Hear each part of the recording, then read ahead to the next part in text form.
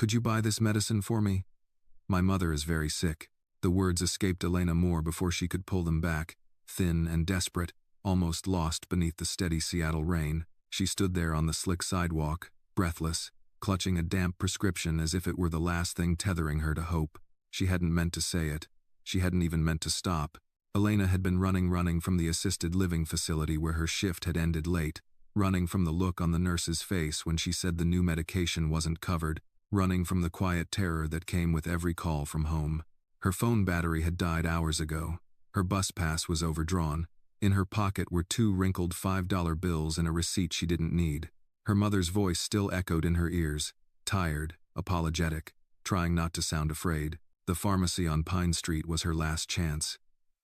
If she missed it, she didn't know what she'd do. She rounded the corner too fast. Her shoulder struck something solid, someone solid, and the impact sent a jolt up her arm. She stumbled back, nearly losing her balance. The prescription slipped from her fingers and landed in a shallow puddle. "I'm so sorry," she gasped, crouching instinctively. "I beg your pardon?" The voice was calm, controlled, entirely out of place in the chaos of rain and traffic. Elena looked up. The man standing in front of her was dry.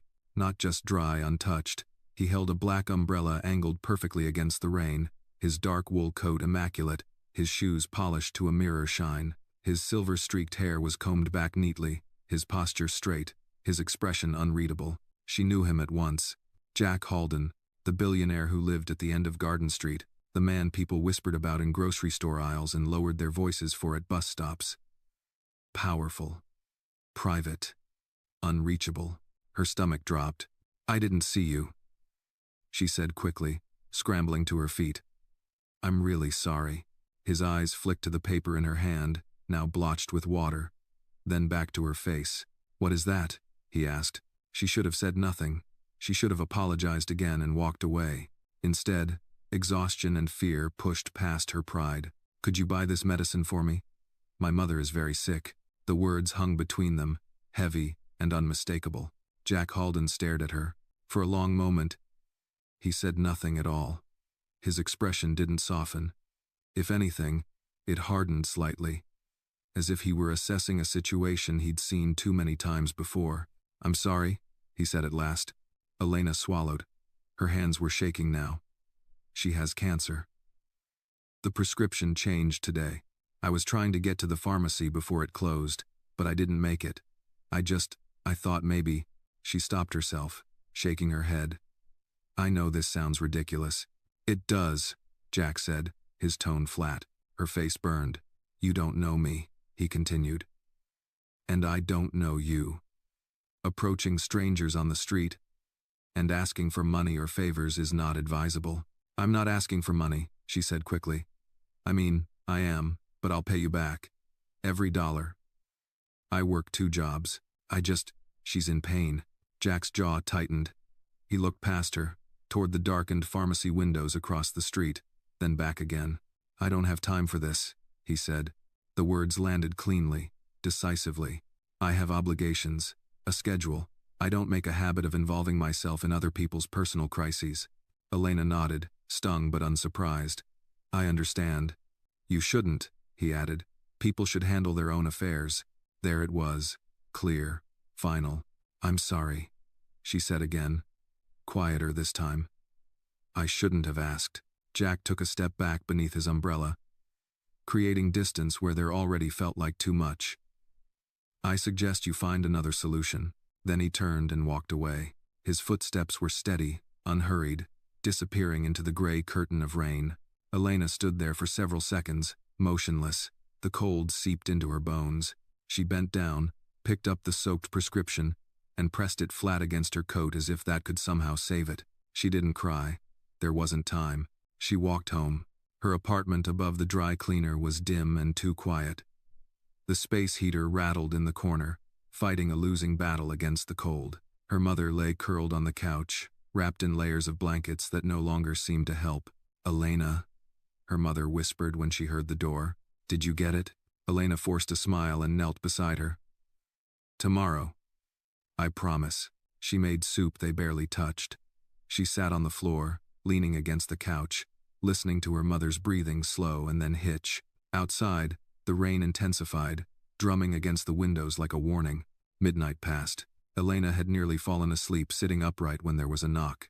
Soft, measured, uncertain. Her heart lurched. She rose slowly and moved to the door, every nerve alert. She peered through the peephole. Jack Halden stood in the hallway. This time, his coat was darkened by rain, his hair damp. There was no umbrella in sight.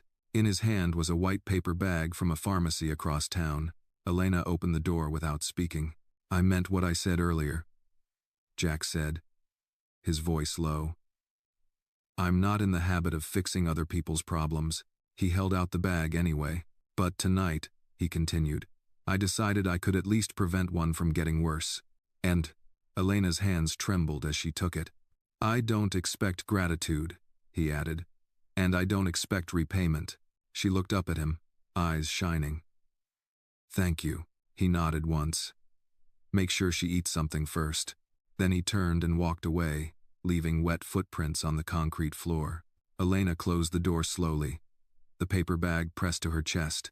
In the quiet that followed, with the rain still whispering against the glass, she understood something new.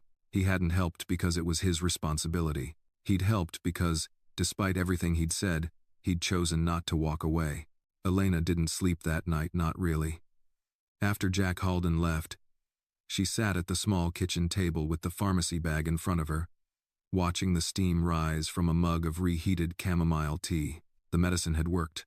Her mother had stopped groaning in pain and fallen into a light, peaceful sleep just before 2 in the morning. Elena couldn't stop replaying the evening in her mind, his words, his hesitation, the moment his hand extended with the paper bag. The way he'd looked at her detached, composed, but not unkind. "I don't have time for this," he'd said, and yet, he'd come back. She looked down at her mother, now snoring softly. The frailty in her hands, the way the covers barely moved with her shallow breaths, it all reminded Elena that time was shrinking around them. A month ago, her mother could still walk to the window. Now she barely made it to the bathroom. Every small mercy felt enormous. Every gesture carried weight. In the morning, Elena put on her thrift store scrubs, pulled her hair into a clean ponytail, and packed a thermos of weak coffee and 2 slices of toast for lunch. Her mother was still sleeping when she left. Before stepping outside, Elena paused at the door, looking down the hallway where Jack Halden had stood just hours ago. He didn't have to come back. That's what lingered most. He could have dismissed her, written her off like 1,000 others had. But he hadn't. Outside, the morning was crisp and gray. The rain had stopped, but the sidewalks still glistened, and the scent of wet leaves clung to the air. The bus came late. As always, Elena squeezed into a standing space near the back and clung to the rail, staring at her reflection in the fogged-up window. She didn't expect to see him again. People like Jack Halden didn't live in the same world as she did. They made appearances surgical, precise, and then vanished. Whatever compelled him to help her had probably already been rationalized, compartmentalized, and erased. She was a footnote in a long list of strange encounters he likely had to deal with every week. But Elena couldn't shake the memory of the way he'd said, "I decided I could at least prevent one from getting worse." There had been something in that sentence. A pause, a wait, a kind of sorrow she couldn't quite name. That evening, when she returned from work, her building felt unusually quiet. She climbed the stairs slowly, her arms sore from helping move a patient earlier that day. At the top of the landing, she paused. A white envelope lay on the floor just outside her door. No name, no address. She picked it up carefully, opened it. Inside was a receipt from the pharmacy, $186.42, and a small note, written in clean, tight script. "No repayment necessary, but if you ever come across someone else in need, do not walk away." There was no signature. But she didn't need one. Elena stood in the hallway, the envelope pressed to her chest. Do you see Elena Moore as someone truly deserving of compassion? If you do, please give her a like. And don't forget to leave a comment telling us where you're watching from, because you might be surprised to find that someone near you is watching this story too. For a moment, she forgot the pain in her feet, the tightness in her back. She didn't understand him, not fully, but she understood what this meant. The next morning, she saw him, not in the hallway, but across the street, walking a large, aging golden retriever along the edge of the park that bordered their block. He moved with quiet purpose, shoulders squared, one hand in his coat pocket. He didn't look up. Neither did she. But that didn't stop her from watching. Over the next few days, they saw each other twice more. Always from a distance. Always without acknowledgement. But the silence between them didn't feel cold. It felt deliberate, like two people agreeing not to speak aloud what they both understood in quiet. It wasn't until the following weekend that something changed. Elena had walked to the corner laundromat, arms heavy, with a plastic basket of clothes.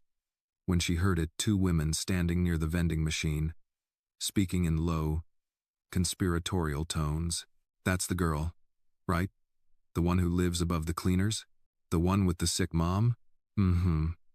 I heard she's gotten cozy with that rich man on Garden Street. Must be nice," one said, chuckling dryly. "Some girls just know how to work it." Elena froze. She didn't turn around. She didn't speak, but her stomach twisted, and her ears burned as if the words had been knives. She finished her laundry in silence, kept her head down, and walked home with her chin tucked into her scarf. That night, she told herself it didn't matter. Let them talk. Let them whisper. She didn't owe anyone anything, but she avoided the park for 3 days. She didn't even realize how much it bothered her until she looked out her kitchen window one evening and saw Jack again, standing on his porch with his dog. He wasn't walking. He wasn't talking, just standing, quietly, as if he, too, were unsure of what to do next. A knock came at the door not 10 minutes later. Not loud, just a steady tap. Elena opened it slowly. It wasn't Jack. It was the dog. The golden retriever sat patiently on the hallway floor, a small note tucked into his collar. Elena blinked, stunned. She crouched, reaching gently for the paper. "His name is Duke. He likes sitting in the sun. If you're not busy, feel free to join him." Elena let out a breath she hadn't realized she was holding. She looked down at Duke. "Do you always run errands for your human?" she whispered. The dog thumped his tail. Later that afternoon, Elena stepped outside with a blanket and a cup of tea and sat on the stoop. Duke lay beside her, sighing contentedly. Across the street, Jack watched from his porch for a moment, then nodded once, just a small gesture, almost imperceptible. But to Elena, it was everything. The following morning was crisp with early fall air, the kind that bit lightly at the cheeks but whispered of coming cold. Elena wrapped her mother's old flannel shawl around her shoulders and stepped out onto the stoop with a cup of instant coffee. Duke was already there, lying in the same spot as yesterday, tail wagging slowly as if he'd been waiting for her. She smiled without meaning to. "Good morning," she said softly, crouching to scratch behind his ears. Across the street, the tall, quiet figure of Jack Halden emerged from his house. He wore a long navy coat today, hands buried deep in the pockets, his gaze skimming the horizon rather than the sidewalk. Elena's eyes met his, just briefly. He gave the faintest of nods, barely more than a blink. She returned it. They didn't speak. That day, after her morning shift at the assisted living center, Elena returned home and found a small plastic bag tucked under the doormat. Inside was a clean dog towel, a packet of peanut butter biscuits, and a typed note. "If he's been sitting outside your door again, I apologize. He likes company." She chuckled. "I like his company too," she whispered, not bothering to write it down. By the end of the week, it became something like routine. Duke waited at her door every afternoon. Elena sat with him on the steps, sipping tea or reading aloud from her mother's crossword books. Sometimes, Jack would walk by slowly, giving a small wave or pausing just long enough to adjust his dog's leash before continuing on. He never imposed. He never lingered, but he was present, and that, somehow, mattered more than words. On Saturday afternoon, Elena was sitting on the steps when her neighbor's kid, a wiry, loud boy named Mason, ran past and accidentally kicked over her coffee mug. "Watch it!" Elena shouted, startled. The boy turned, shrugged, and kept running. His mother, standing near the mailbox, made no move to apologize. Typical. Elena sighed, reaching down to clean the spilled coffee. A shadow crossed over her. She looked up. Jack stood at the bottom of her stairs, a white paper bag in one hand. He didn't look at the boy, didn't say a word to the mother, just handed Elena the bag. "Chai latte," he said. "From that corner shop on 6th. I noticed you always wrinkle your nose at instant coffee." She blinked. "You noticed that?" He didn't answer directly, just gestured to the bag. She hesitated for a beat before taking it. The cup was still warm. "Thank you," she said. He nodded, about to turn away. "Wait," she blurted, then flushed. "Would you like to sit?" He paused. Then, to her quiet surprise, he took a step forward and eased down onto the bottom stair, leaving just enough space between them for Duke to settle. They sat in silence for several minutes. Jack looked ahead at the quiet street, at the row of aging buildings with sagging porches and rusted mailboxes. "Do you like it here?" he asked finally. Elena tilted her head. "The neighborhood?" He gave a short nod. She considered. "I like the people who mind their business. I like the trees in fall. I don't like the gossip or the power outages." He gave the ghost of a smile. "Fair answer. What about you?" she asked. "I live here," he replied simply. "That's not the same as liking it." He looked down at his hands. "I didn't come here to like it." Elena said nothing. She didn't push. Something about his voice told her the conversation had already reached its edge. Instead, she sipped the chai. It was smooth, spiced just right. Better than anything she'd had in months. "Thank you," she said again, quieter this time. "For everything." Jack didn't respond right away. When he did, his voice was almost too soft to hear. "Most people expect gratitude when they help. I'm not one of them. I just don't like leaving things broken." Elena turned toward him slightly. "Do you fix a lot of things?" "I try," he said. She watched him, uncertain whether to ask the question pressing at her chest. Finally, she let it out. "What made you come back that night?" Jack didn't look at her. For a moment, she thought he wouldn't answer. Then, "My mother used to say, if you walk past someone in pain and do nothing, you don't just lose your decency, you lose your right to expect decency from anyone else." Elena let those words settle. "I like your mother," she said. Jack's jaw tensed. "She died in a hospital room, alone. Because I was too busy trying to become someone important." Elena lowered her gaze. "I'm sorry." "So am I." They sat in silence again, the kind that didn't press but allowed space for breathing. Then Jack stood. "I should go." Elena nodded, though something inside her wanted to say, "You don't have to." He turned, gave Duke a quick whistle, and began walking back across the street. But halfway to his house, he paused, looked over his shoulder. "Elena." "I am." She blinked. It was the first time he'd said her name. "If you ever need something," he said, "don't ask the man I was. Ask the one who came back." Then he walked away. By Monday morning, Elena could feel it before she heard it. The shift in the air, the way conversations softened when she entered a room, the way eyes lingered just a second too long. At the assisted living center, Mrs. Laramie squeezed her hand after breakfast and said, "You look lighter today, dear." Elena smiled and thanked her. But the words stayed with her long after. Lighter wasn't the right word. More visible, maybe, and visibility had a price. On her lunch break, Elena sat alone at the small table near the vending machines, picking at a sandwich she couldn't afford to finish. Two co-workers stood near the sink behind her. She wasn't trying to listen. She didn't have to. "You know that girl, Elena?" one of them said, voice lowered but careless. "The one with the sick mom?" "That's the one. I heard she's been spending time with that rich guy across the street." A pause. Then a dry laugh. "Well, good for her, I guess. Some people know how to survive." Elena's jaw tightened. She folded her sandwich back into the paper and threw it away untouched. She didn't confront them. She didn't defend herself. Experience had taught her that explanations were rarely believed, and dignity was best protected by silence. Still, the words followed her home. That afternoon, the sky turned the color of old steel, clouds hanging low and heavy. Elena climbed the stairs to her apartment, keys already in hand, when she noticed something new at the end of the hallway. A small motion sensor light had been installed near her door. She stopped. It wasn't expensive. She could tell that. Practical. Cleanly mounted. The kind of thing someone installed not to impress, but to prevent. She didn't touch it, just stood there, staring, heart thudding. Inside her apartment, her mother was awake, propped up against pillows, eyes brighter than they'd been in days. "There you are," she said softly. "Did you see the light?" Elena nodded. "I did." Her mother smiled, a knowing, tired smile. "He came by earlier, didn't stay long. Just asked if it was all right." Elena sat beside her, brushing back a strand of thinning hair. "What did you say?" Her mother shrugged weakly. "I said it was kind, and that kindness doesn't need permission." That night, Elena stepped outside with Duke as usual.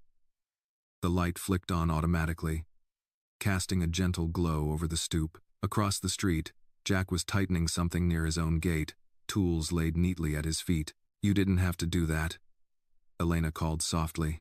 He looked up. "I know." They stood there a moment, separated by pavement and distance and things neither of them were ready to name. "People talk," Elena said finally. Jack's expression didn't change. "They always do." "It's not fair," she added. "No," he agreed. "It rarely is." He wiped his hands on a cloth and straightened. "If it becomes a problem, let me know." Elena hesitated. "I don't want you fixing things for me." Jack studied her carefully. "I'm not fixing you. I'm fixing what shouldn't have been broken in the first place." The words landed heavy. Later that evening, Elena stopped by the corner store for milk. As she waited in line, she felt it again, the looks, the whispering. One woman glanced toward the window, toward Garden Street, then back at Elena with something between curiosity and judgment. On the walk home, Elena's chest tightened. She thought of all the years she'd done everything right, worked hard, asked for nothing, stayed invisible, and still, this. When she reached her building, she saw Jack standing near the entrance. Duke sitting calmly at his side. "Is something wrong?" she asked. He hesitated. "Just a fraction. There was a man earlier, testing doors. Nothing serious. But I thought you should know." Fear spiked sharp and fast. "Did he?" "No," Jack said firmly. "He left when he saw me." Elena exhaled slowly. The danger had passed, but the tremor remained. "Thank you for telling me." Jack nodded. "You shouldn't have to wonder if you're safe." She looked up at him then, really looked at him. "You keep saying things like that," she said. "As if safety is a given." He met her gaze. "It should be." That night, Elena lay awake long after her mother fell asleep. She thought about the light, the whispers, the man testing doors, about Jack's words, "I don't like leaving things broken." She wondered how many things inside him were still splintered, held together by sheer discipline. The next morning, she found a folded note tucked beneath her door. "I'll be out of town tomorrow. Duke will miss you." She smiled despite herself. When Friday came, Jack's house stayed dark. No porch light, no footsteps. Duke didn't appear. The neighborhood felt different without him, quieter, less anchored. That evening, the power flickered once, then twice. And when it went out completely, Elena felt something cold slide down her spine. Her mother stirred on the couch.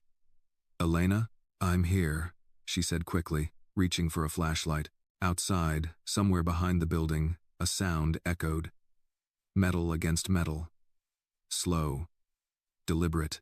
Elena stood still, listening, heart racing.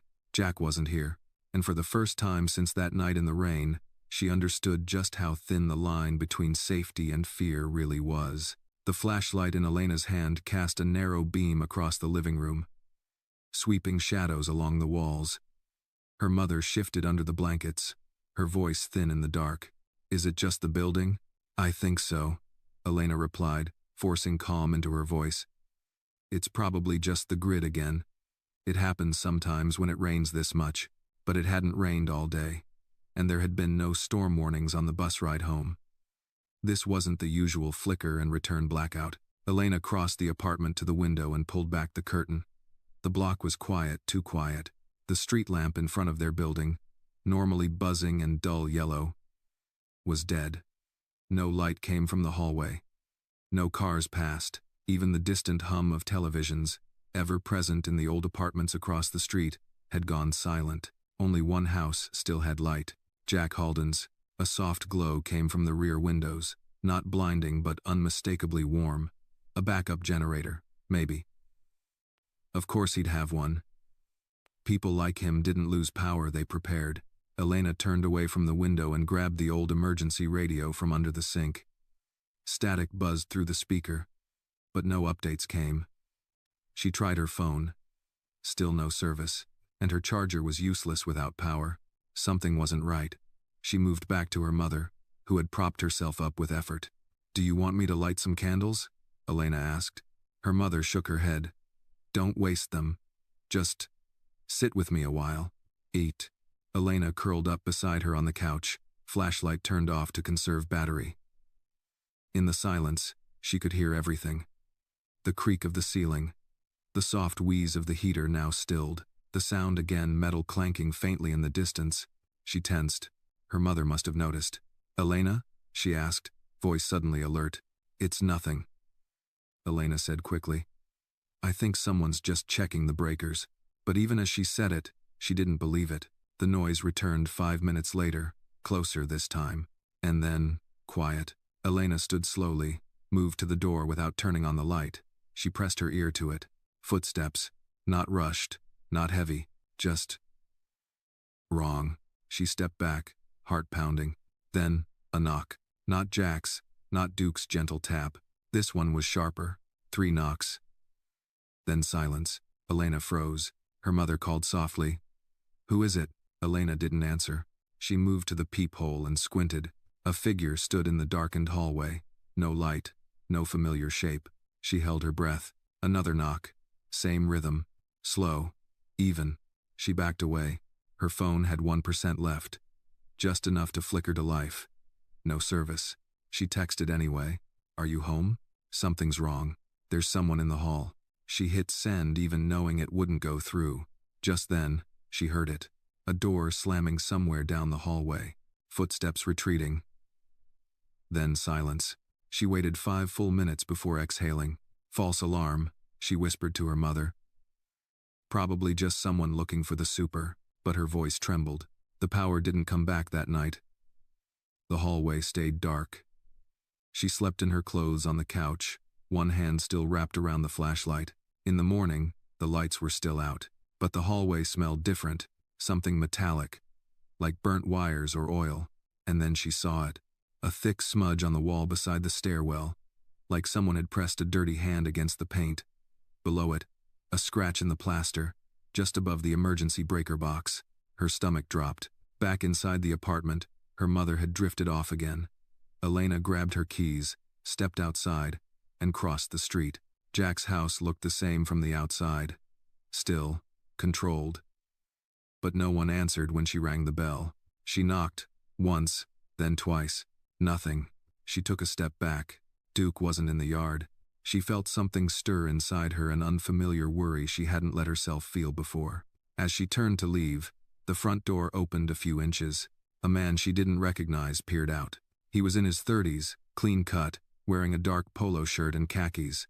His stance was military, alert. "Yes?" he asked. "I'm looking for Jack, Mr. Halden." The man didn't blink. "He's not available. Is he okay?" "I'm not authorized to say." Elena frowned.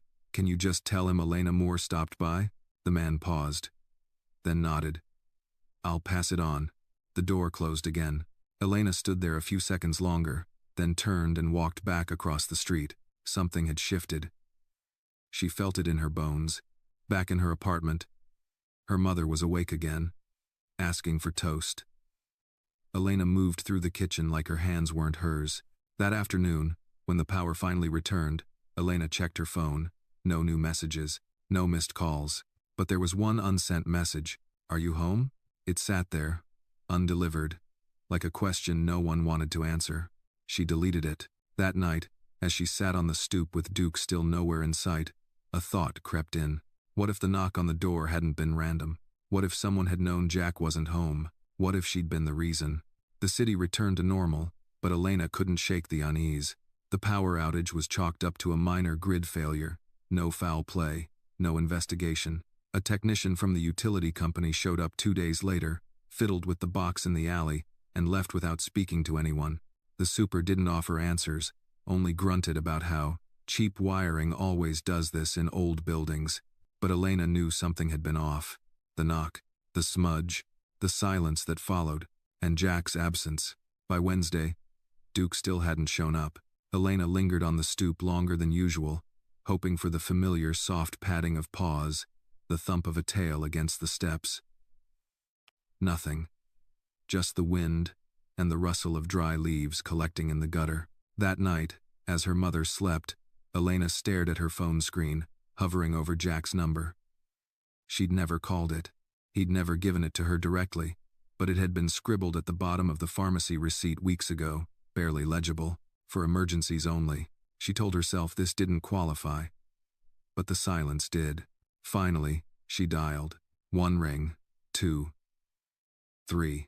Then, "This number has voicemail that has not been set up." Elena hung up and closed her eyes. The next morning, as she walked past the newsstand near Fifth, a headline caught her eye. Local tech magnate Halden investigated over financial breach allegations. The words jumped off the page. She stepped closer, reading the rest. Sources close to the investigation claim internal audits at Halden Holdings have revealed unexplained transfers totaling over $2 million in offshore accounts. Mr. Halden has yet to comment publicly. Elena blinked. $2 million. Unexplained. She bought the paper with the last $1.25 in her wallet and tucked it under her arm as she walked to work. All day. The article burned in her bag like a secret. She didn't mention it to anyone. Not even when the other nurses passed around their phones with half-smirking headlines. "I'm not surprised," one said.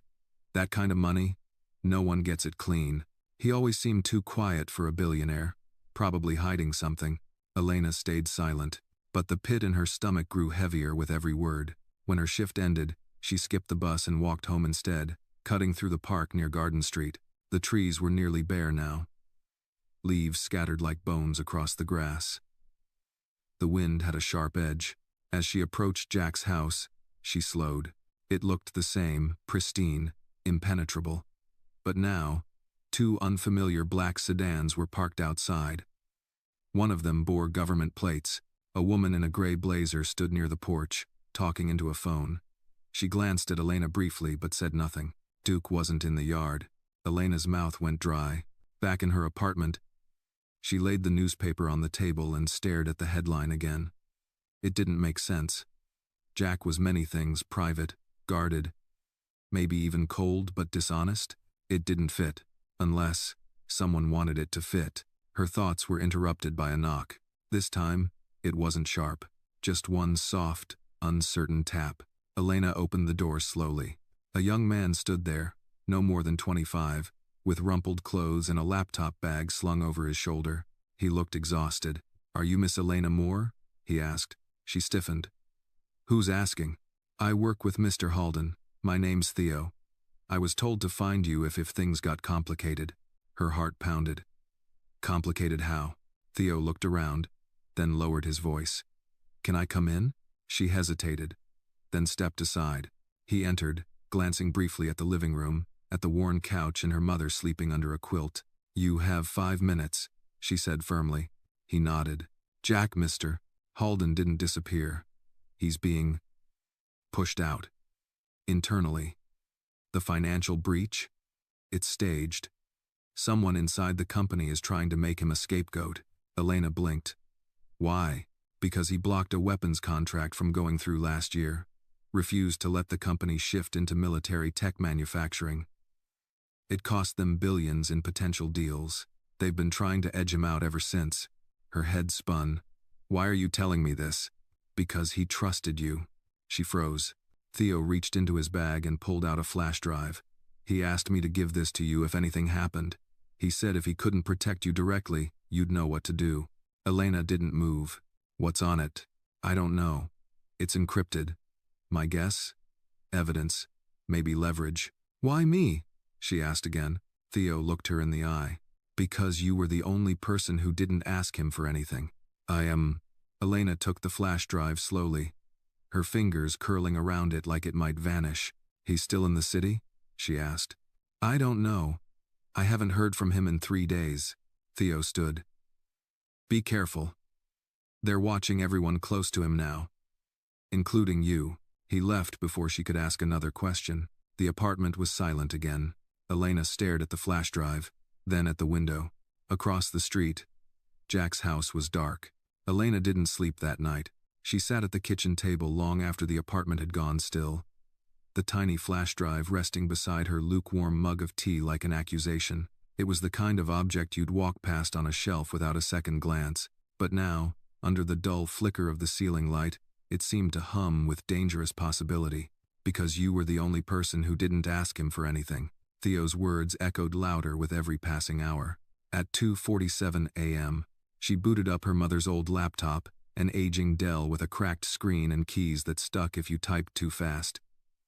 It wheezed to life like an old dog too tired to bark. She didn't plug in the flash drive. Not yet. Instead, she opened a blank text file and began typing everything she knew. Not what she felt. What she knew. Jack had helped her twice, when he didn't have to. He was private, guarded, but never cruel. He didn't ask for attention, didn't ask for repayment, and now he was gone. Replaced by headlines and whispers, Elena stared at the screen. Then, with a breath she didn't realize she'd been holding, she plugged in the drive. A single folder appeared. Soulless, contract, terminated. She clicked it. Inside, a string of documents, scans of internal memos, encrypted communications, emails between board members. Half of it looked like gibberish legalese mixed with finance jargon. But as she read through the cleaner emails, her pulse began to rise. They were discussing a proposal. Weaponized AI integration for international surveillance networks. And then, Jack's reply. This is not the direction I built this company to go.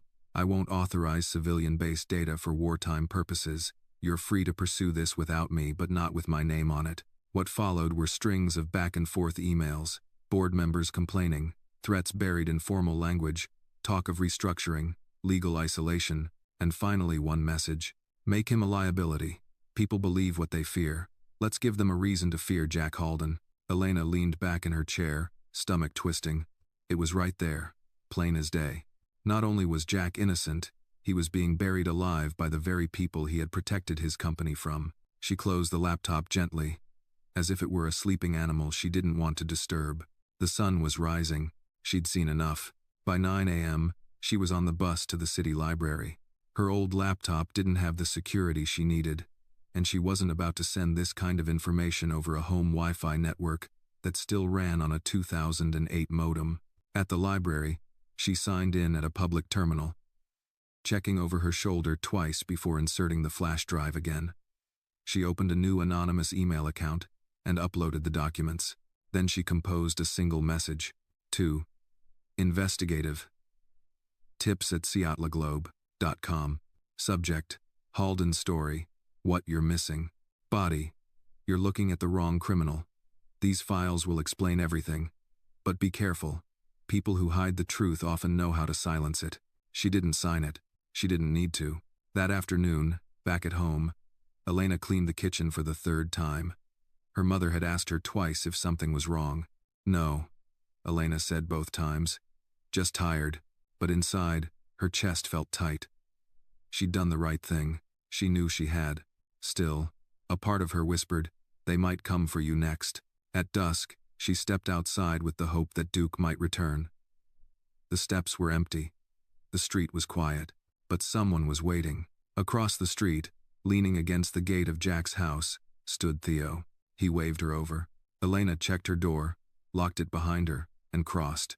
I got your email, he said, without preamble. Her heart jumped. What? He smiled, but only slightly. I set up the tip line. Jack suspected someone would eventually need to use it. I didn't expect it to be you. I couldn't sit on it, she said. Not after reading what they're doing to him.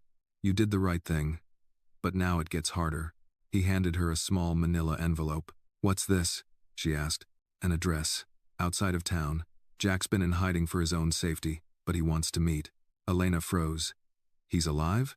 He's safe, Theo replied. But not for long if this goes public the wrong way. Elena clutched the envelope. Do I need to leave tonight?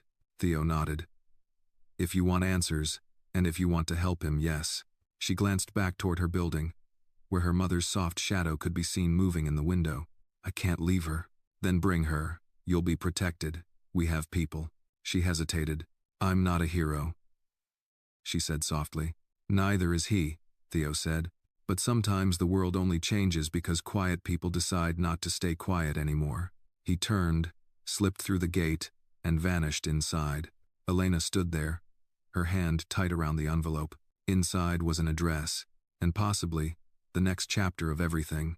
The road out of Seattle stretched long and narrow under a sky painted in soft amber and slate. Elena sat in the passenger seat of an aging blue station wagon, her mother bundled up in the back beneath a thick quilt, asleep to the gentle rhythm of the drive. Theo sat behind the wheel, his eyes fixed forward, hands steady on the steering wheel like someone who had driven this exact route more than once, but never for himself. Elena hadn't spoken much since they left the city.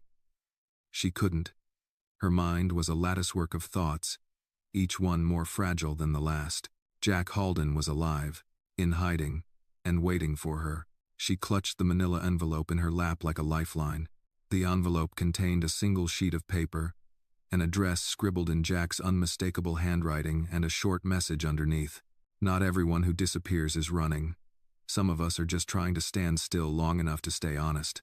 She read the line over and over, until the words burned into her chest. They drove for hours. Theo remained silent, focused. Every now and then he'd glance in the rearview mirror to check on Elena's mother.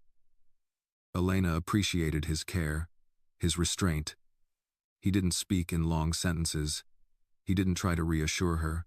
He simply drove as if this moment didn't need words, only distance. At a gas station just past the Wenatchee Valley, they stopped to stretch and refuel. Elena helped her mother to a nearby bench, shaded by an old maple tree. The air was cool but clean, and the landscape opened wide, no towering city buildings, no eyes watching from windows. Feels good, her mother said quietly, tilting her face toward the sun. Like I can breathe again. Elena sat beside her, brushing a few dry leaves from the bench. Where are we going? Her mother asked. Elena hesitated. To see someone who tried to help. Her mother smiled. Then we go. Back in the car, the terrain changed mountains to the left, deep woods on either side. Theo eventually turned off the main road onto a long gravel driveway flanked by tall pines. A hand-painted sign hung crookedly from a post. Eagle Point Farm. The house appeared at the end of the path, nestled against a gentle slope.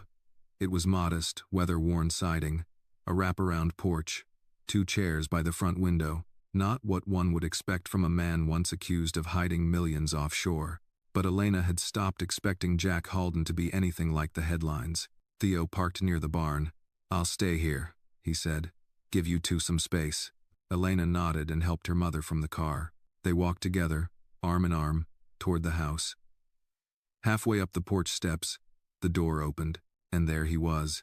Jack Halden stood framed in the doorway, sleeves rolled to his elbows, a faint scar visible just above his right wrist. His beard had grown out slightly, and he wore an old flannel shirt and jeans, not expensive, not tailored, human.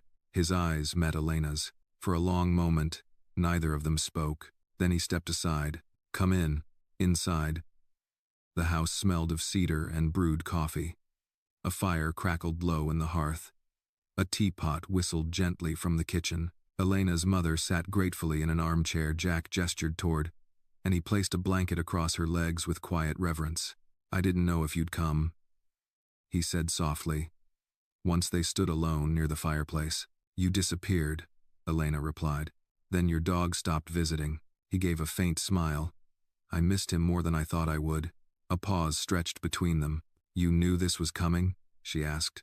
Parts of it, he said. When I refused the Solus contract, I made enemies. I expected a fight, just not one this calculated. They're trying to erase you. I know. I sent the files to the press, Elena said. Everything on the drive. Jack looked at her, surprised. Then a flicker of pride crossed his face. That wasn't your burden to carry. It became mine when they knocked on my door and made me feel unsafe in my own home. He nodded, slowly. I'm sorry. Elena shook her head. Don't be. You trusted me. I'm not letting that go to waste. Jack poured 2 cups of coffee and handed her one. They'll come harder now, he said. Once the truth gets out, they'll pivot. Smear campaigns. Discrediting witnesses. Threats. I'm used to people underestimating me, Elena replied. He chuckled softly. Then they've already lost. The next hour was spent sharing everything, the timeline, the threats, Theo's involvement, the encrypted files Jack had buried inside a forgotten backup server. Elena filled in the gaps, gave context to his absence, told him about the knock on her door and the hallway that felt like a trap. I had to disappear, Jack admitted. Not to hide, but to observe. I needed to see who would stand up when no one else would. And now? She asked. Now I fight back. He walked over to a drawer in the kitchen, pulled out a folder, and handed it to her. This is the legal strategy. Evidence, timelines, the board members involved, names of people who covered it up.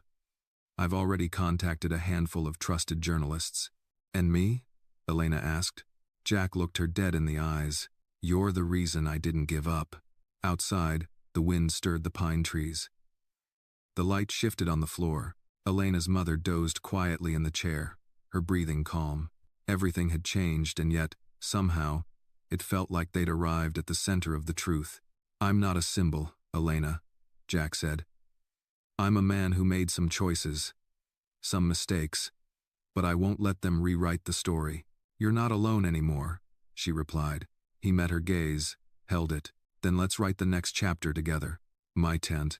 The next morning dawned gray and brittle, with low clouds draped over the tops of the surrounding trees like heavy wool blankets. A steady wind rustled the pine needles outside, and inside the small farmhouse, the air smelled faintly of cinnamon and wood smoke. Elena stood at the kitchen sink, hands wrapped around a chipped mug of tea, watching the mist curl over the hills. She hadn't slept. Not deeply, at least. Not when everything had changed so quickly. Just 3 days ago, she was worried about making rent and scraping together enough for her mother's medication. Now, she was sitting on classified documents, hiding in a safe house with a man who used to be on the cover of Forbes. Jack walked in quietly behind her. He moved like someone who had learned not to disturb silence, unless he had to. Elena, he said gently. There's something I need to ask.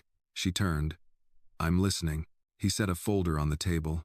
Inside were several legal documents, mostly familiar terms now.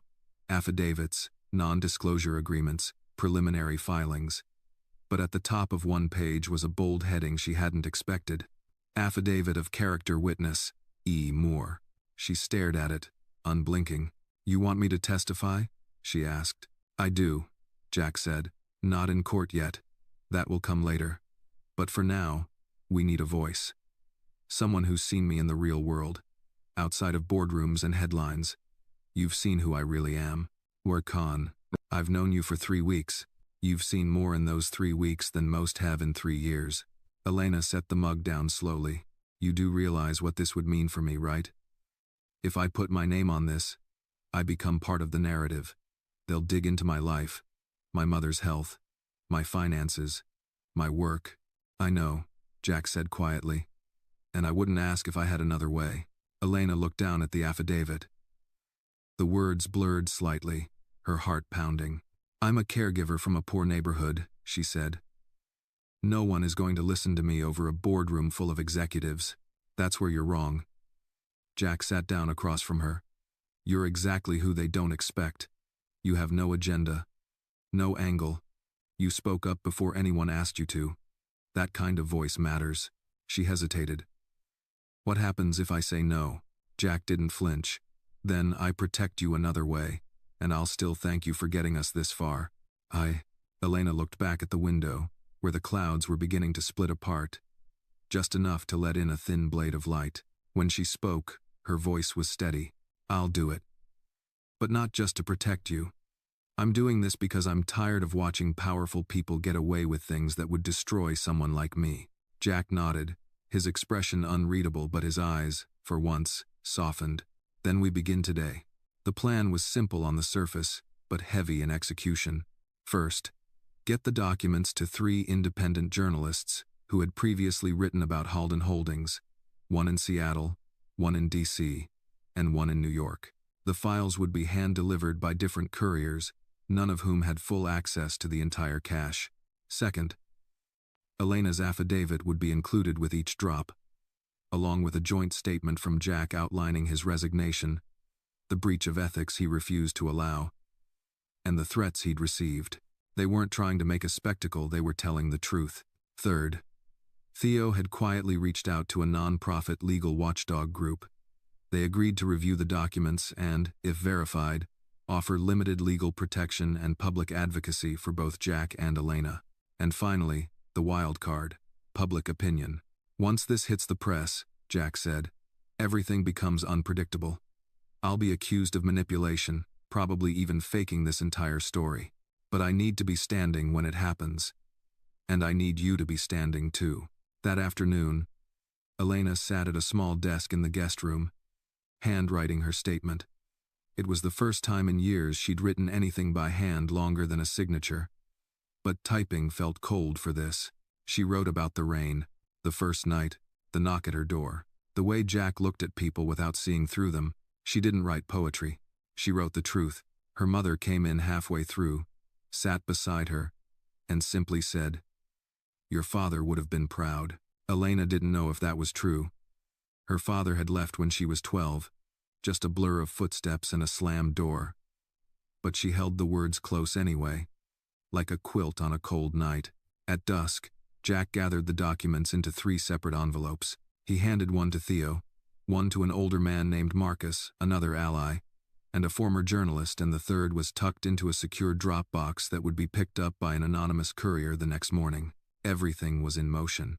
They sat on the porch that night, the 3 of them, Jack, Elena, and her mother, watching the sky bleed slowly into twilight. "Do you ever think about just leaving it all?" Elena asked. Jack exhaled slowly. "All the time.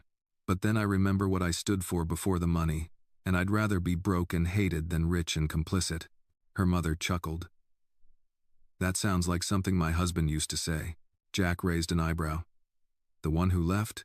"No," she said with a small smile. "The one I married after that." They all laughed quietly, and for the first time in days, it felt like something close to peace, until Elena's phone buzzed on the table beside them.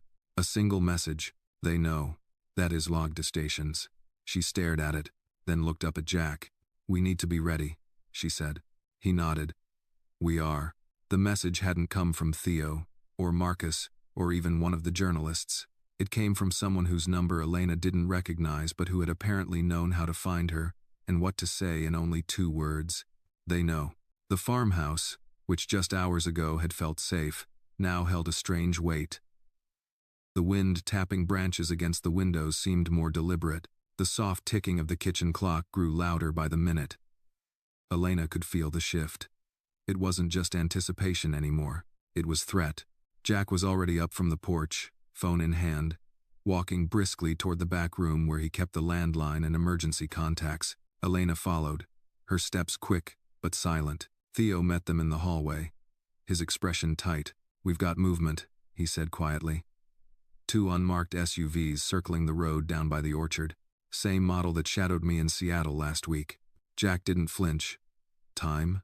5 minutes before they reach the gate if they decide to come all the way in. "Are we prepped?" Theo nodded.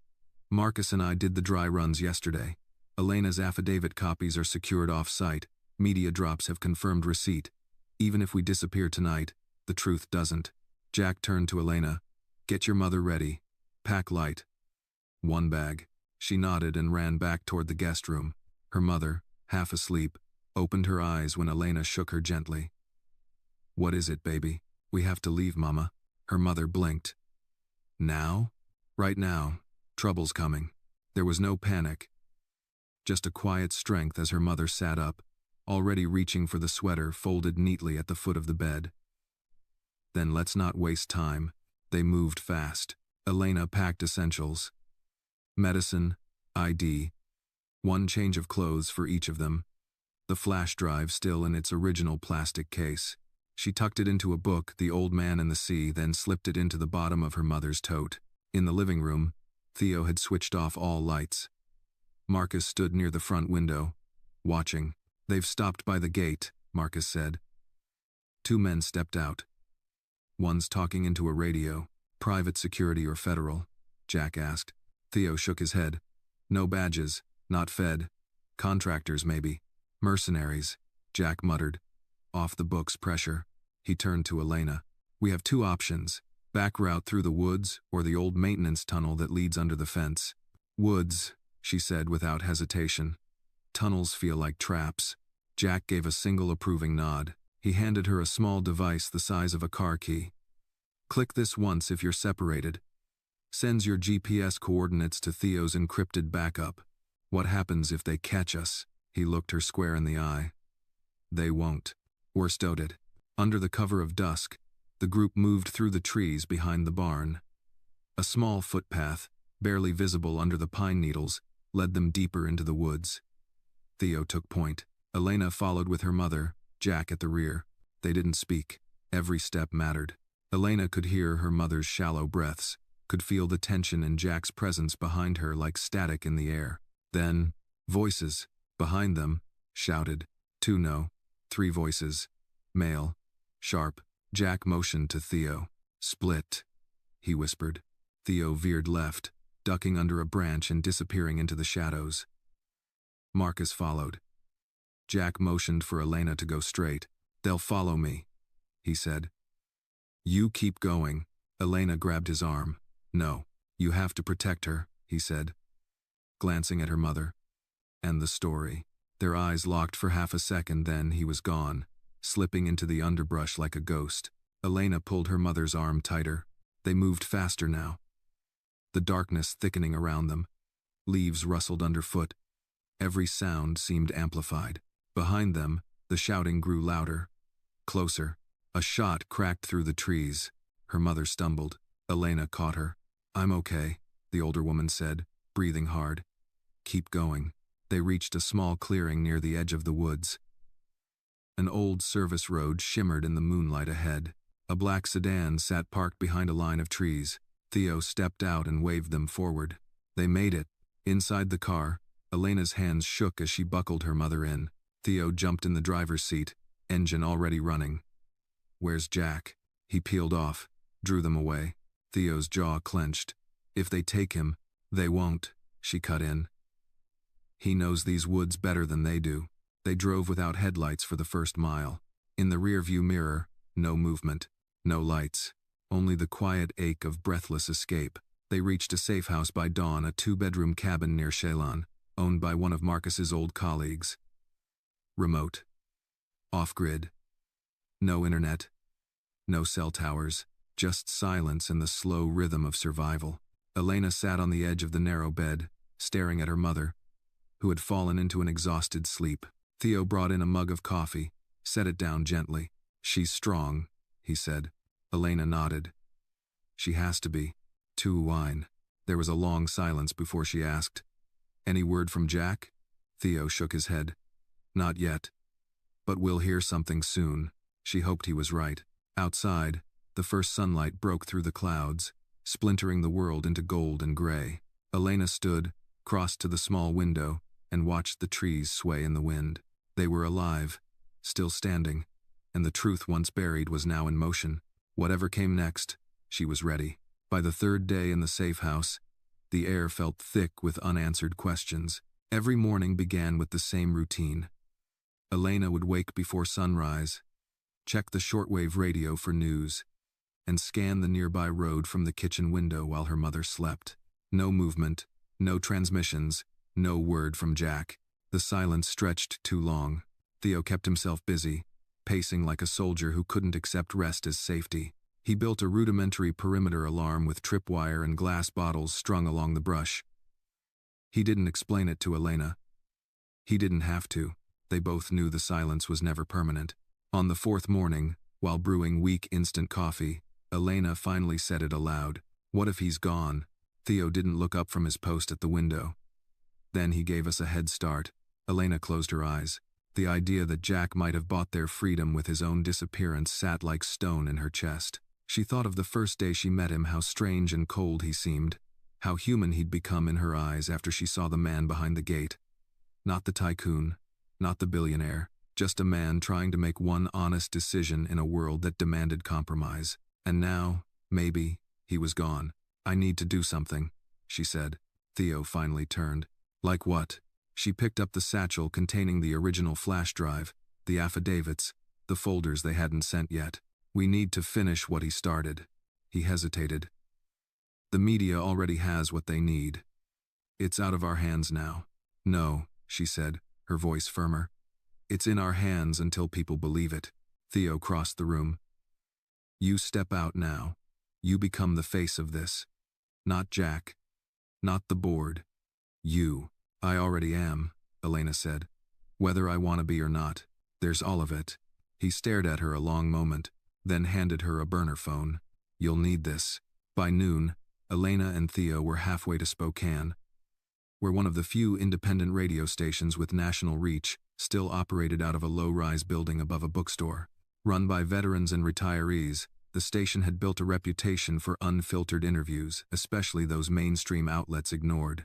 No PR firms, no teleprompters, just a microphone, a voice, and truth. Elena stepped into the small studio with her affidavit in one hand and the flash drive in the other. Her voice trembled slightly as she sat down in front of the mic. The host, a silver-haired former war correspondent named Glenn Wyatt, nodded gently. Speak plainly, he told her. This isn't television. It doesn't have to sound perfect. Just make sure it's real. She did. She told them everything. About the knock at the door. About Jack helping her mother. About the night the power went out and her world cracked open. I'm not here to defend a rich man, she said into the mic. I'm here because I saw a good man get punished for doing the right thing, and I refuse to let silence bury that. Glenn leaned forward. Do you believe your life's in danger? Elena didn't blink. I believe my voice is more dangerous than silence. That's why I'm here. After the interview, the producer thanked her quietly and handed Theo a copy of the recording. Elena knew it would go online within hours. It did. By sunset, the clip had gone viral, starting in niche whistleblower forums, then jumping to mainstream platforms. By midnight, it had aired on 2 national news broadcasts, accompanied by split-screen commentary, legal analysts, and urgent headlines. Jack Halden, whistleblower, breaks silence. Who is Elena Moore? The Billionaire's Maid, a voice for the silenced? Truth or staged drama?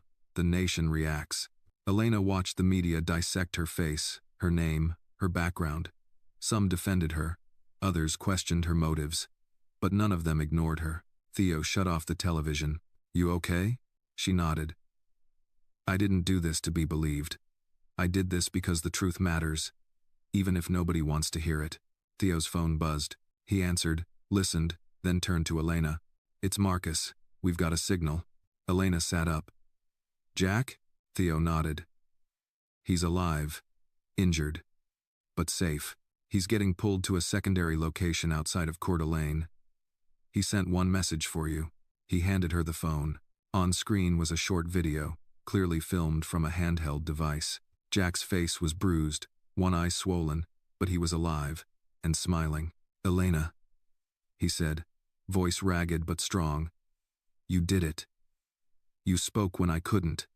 I owe you my name, my life, and maybe if we're lucky, justice.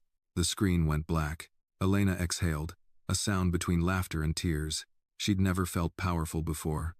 Never felt heard. But now the world was listening. 3 days after the radio interview, Elena Moore's name was on the lips of millions. Not as a headline, not as a scandal, as a question. Who was this woman who dared speak against billionaires? Why would a housemaid risk everything for a man accused of fraud? Was she manipulated? Paid? Or was she something else entirely dangerous because she couldn't be bought? Elena didn't have answers for everyone. She barely had answers for herself. All she knew was that the truth she carried now had a pulse, and it was growing louder. Jack was alive, though injured. Theo confirmed he was being treated in a remote medical facility under the care of a private physician who owed Jack a favor from a life long before corporate suits and boardrooms. Elena wasn't allowed to know the exact location, not yet. Too many eyes, too many risks. For now, she had to hold the line. Her mother was resting easier. The safe house near Spokane was far quieter than the city, and she had access to proper medicine, food, and for the first time in years, uninterrupted sleep. Elena sat by her bedside most evenings, watching the creases in her mother's face soften. "I still don't understand how we got here," her mother whispered one night. Elena smiled faintly. "Because someone rich did the right thing, and someone poor didn't stay silent." Her mother reached for her hand. "That's dangerous territory, baby." "I know," Elena whispered. "But it's also the only way things change." On the fifth morning, Theo came in with a newspaper folded under his arm. "Elena," he said, placing it in front of her. "Page 1. She hesitated before flipping it open. There it was. "Whistleblower's statement triggers federal inquiry into Halden Holdings." Beneath the headline was a photograph of her, grainy but clear, taken from the radio station. Mouth slightly open mid-sentence, eyes full of determination. The article detailed that multiple members of the Halden Holdings board had received federal subpoenas. The SEC had launched a preliminary review. A few whistleblowers from inside the company had quietly come forward to corroborate Jack's emails and decisions. More names were being verified. Jack's public image was shifting slowly, carefully. The narrative was no longer of a billionaire hiding wealth, but of a CEO ousted for blocking military contracts that would have funneled billions into private hands. Still, not everyone believed it. Elena scrolled through social media that afternoon, watching the polarized reactions. "She's a plant. They hired a maid for PR. Elena Moore is braver than 90% of Congress. I don't trust either of them. You don't get that rich without blood. If she ends up dead, we'll know why." Her hands trembled. But not from fear. From pressure. From the magnitude of what they'd started. Later that evening, Theo made a quiet announcement. "We've secured a meeting, tomorrow, with someone who can make this story stick in D.C. Elena looked up. "Who?" "Congresswoman Adeline Parks." Elena blinked. The name was familiar. A longtime civil rights advocate known for being impossible to bribe and harder to intimidate. "She reached out after the broadcast," Theo continued. "Said she wants to hear the full story. Off the record. One-on-one. Elena's pulse quickened. "She believes us?" "She believes in facts, and you gave her plenty to work with." This Novers bug. The next day, Elena found herself inside a quiet government building in Spokane, led through a back entrance, and up a narrow elevator to the 5th floor. No cameras, no staff. Just Adeline Parks waiting inside a dimly lit conference room, pouring 2 cups of tea. She was in her early 60s, sharp eyes behind silver glasses, and a calm presence that felt like a fortress. "Elena," she said, standing to shake her hand. "Thank you for coming. Thank you for believing me." Parks smiled. "Let's not go that far yet, but I believe your voice deserves more space than a soundbite." They sat. For the next 40 minutes, Elena told her everything from the night on the street with Jack, to the encrypted flash drive, to the fear that followed them into the woods. Parks never interrupted, never doubted. When it was over, she folded her hands. "This is going to get worse before it gets better," she said quietly. "They will attempt character assassination, discrediting. They'll try to make you look unstable, disloyal, emotionally compromised." Elena's jaw clenched. "They already started." Parks nodded. "Then you're doing something right." She stood and walked to the window, staring out across the city skyline. "Your testimony, if you choose to give it publicly, will sway people. Not because of who Jack is, but because of who you are. That makes you dangerous to them." Elena stood. "What do you need from me?"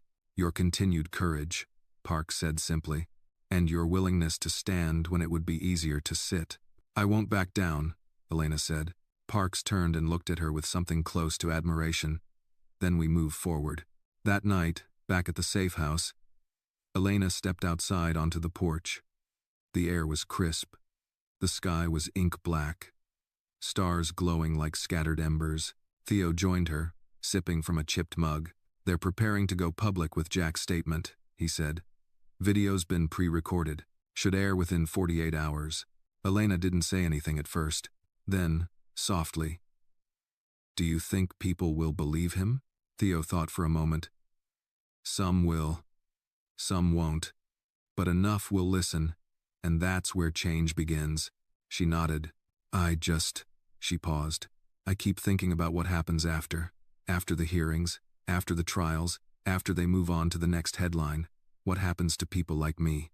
Theo smiled, not condescending, but genuine. They write books, they teach, they raise children who never grow up afraid of the truth. Elena exhaled, and for the first time in days, she didn't feel like she was running.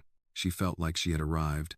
It was raining in Washington, D.C., the night Jack Halden reappeared to the world. Not through a press conference, not in a courtroom, but on a simple, pre-recorded video posted to the homepage of a non-profit transparency organization, quietly, almost humbly, with no dramatic music or title card.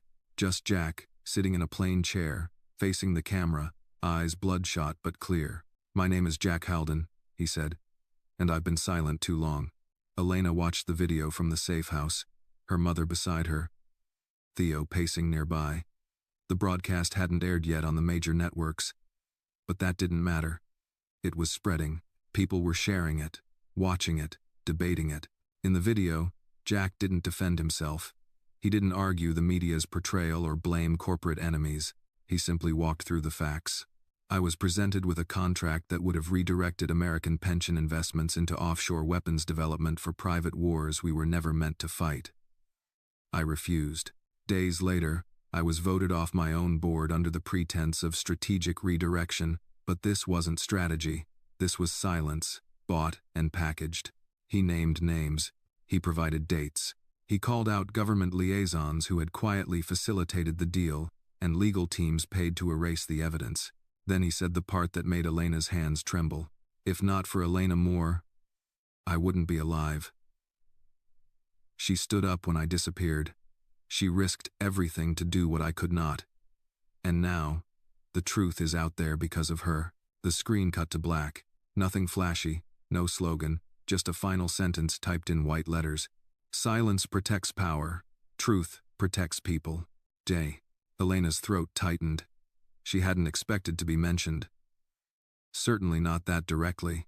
She sat in stunned silence as her mother gently squeezed her hand. Theo turned from the window, his phone buzzing constantly. It's everywhere now, trending on every platform. Major networks are scrambling to catch up. Elena stood. "Then it's time." Within 24 hours, subpoenas were delivered to 3 members of the Halden Holdings board. Anonymous whistleblowers released internal memos, video calls, and policy documents showing a concerted effort to redirect Jack's original infrastructure investments into shell companies tied to military contractors. A whistleblower inside the Department of Defense confirmed collusion.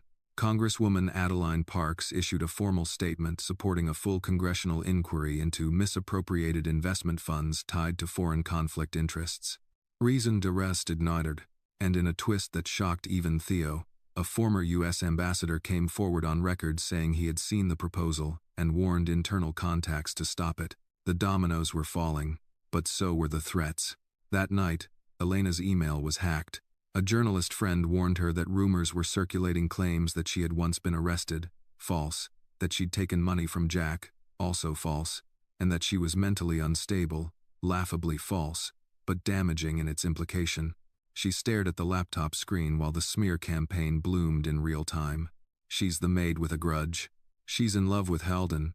She's a paid actress. She's a plant by a rival firm. She's lying for attention. Elena closed the laptop. "I knew this was coming," she said quietly. Theo leaned against the doorway. "Doesn't make it easier." She nodded, "but it makes it clearer." Then she did something she hadn't planned. She turned on the camera and recorded her own message. In a bare room, Elena Moore sat on a wooden stool. No makeup, no script, just her voice. "My name is Elena Moore," she said. "And I'm not here to be famous.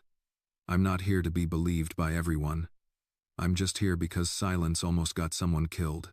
And when the powerful try to erase people like Jack or people like me, they don't just erase names.